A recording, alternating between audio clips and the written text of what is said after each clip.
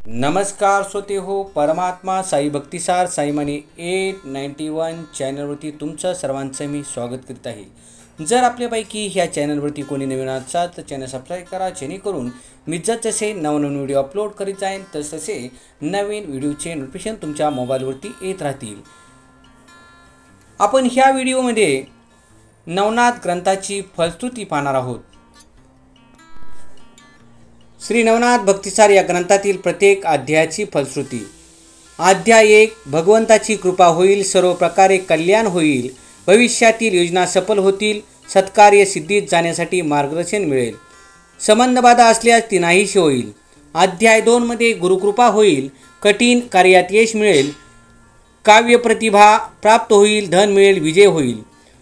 अध्याय 3, मारुतीची कृपा होईल, घरात मारुती सूक्ष्म रूपाने वास करील, युक्तिवाद यशस्वी होईल, शत्रूचा नाश होईल, विरोधकांचा विरोध मावळेल, मुष्टियुद्ध विद्येत प्रावीण्य मिळेल। अध्याय 4 मध्ये शत्रू नामोहरम होतील, हाती घेतलेल्या कार्यात यश मिळेल, मान सन्मान मिळेल, कपटाने बंधन केलेले असल्यास ते सुटेल। अध्याय 5 मध्ये भूत पिशाचांचे भय वाटणार नाही, भूतबाधा होणार नाही, घरात भूतादिकांचा संचार वा त्रास असल्यास तो जाईल। अध्याय 6 मध्ये शत्रू मोहित होतील, मनातील कपट आणि वैरभाव टाकून मित्रत्व पत्करतील। अध्याय 7, सांसारिक व्यथा चिंतांचे निराकरण होईल, 84 लक्ष युनिट जन्म घ्यावा लागणार नाही, थोराकडून गौरव प्राप्त होईल, तीर्थस्नान घडेल। अध्याय 8, दूरदेशी गेलेला मित्र परत येईल, देवदर्शन घडेल, चिंता क्लेश व्यथा दूर होतील, उष्णतेचे विकार होणार नाहीत। अध्याय 9, संतती सुखरूप राहील, गुरुची सेवा घडेल, गुरुसेवेत चुका होणार नाहीत, दृष्टी चांगली राहील, 14 विद्या व 64 कला अनुकूल होतील। अध्याय 10, मुले जगतील, मन निष्कपट होईल, स्त्री दोष नाहीसे होतील, विद्याभ्यासात प्रगती होईल। अध्याय 11 मध्ये दाम्पत्य जीवनात परस्पर स्नेह व आपुलकी वाढेल, ग्रहदोष जातील, संतती प्राप्त होईल, अभिप्राय नाहीसे होईल, अग्निपीडा होणार नाही।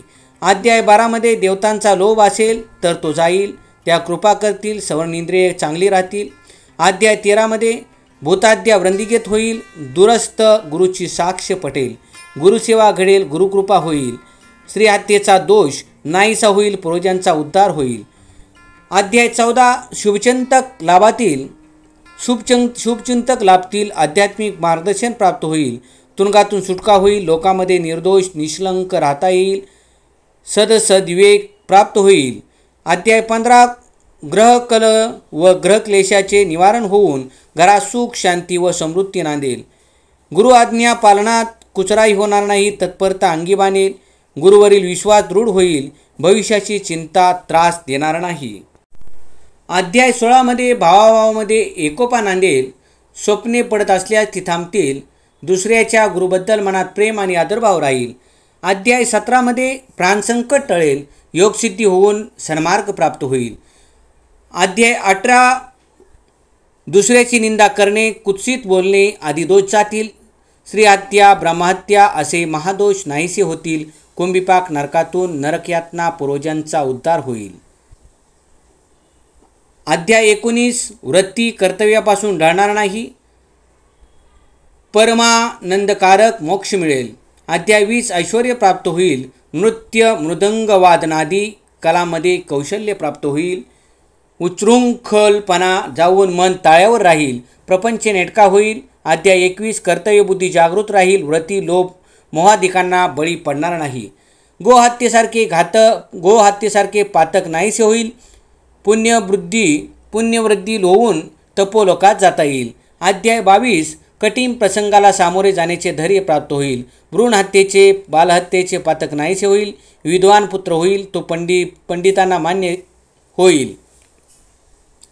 अध्याय 23, घरामधील सुवर्ण टिकून राहील, त्यात उत्तरोत्तर भर पडेल, हातून गुरुला प्रिय होईल, असे कर्म घडेल, घरी आलेले अतिथी संतुष्ट होतील।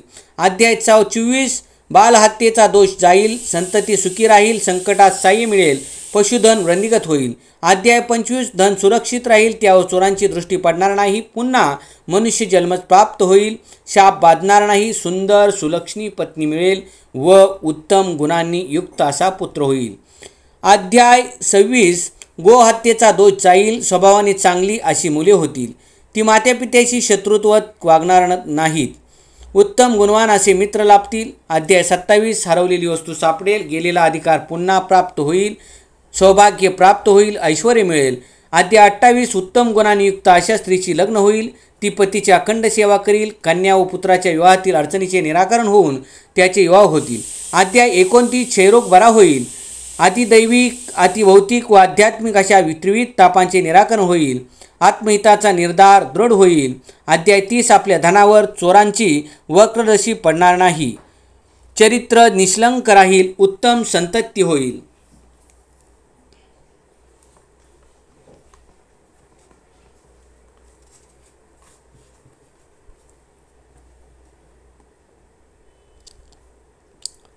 अध्याय 31 व्रता दोषारोपांचे खंडन होईल, अपत्य सर्वार्थाचे सुरक्षित राहील, शाबरी मंत्राचे कपटी प्रयोग आपल्यावर होणार नाहीत. अध्याय 32 गंडांतर टळेल, आयुष्य वाढेल. अध्याय 33 वाणी विनम्र होईल, उद्दिष्टपूर्तीच्या दृढ प्रयत्नांना यश येईल, धनुर्वात होणार नाही व त्या झाला असल्यास तो बरा होईल.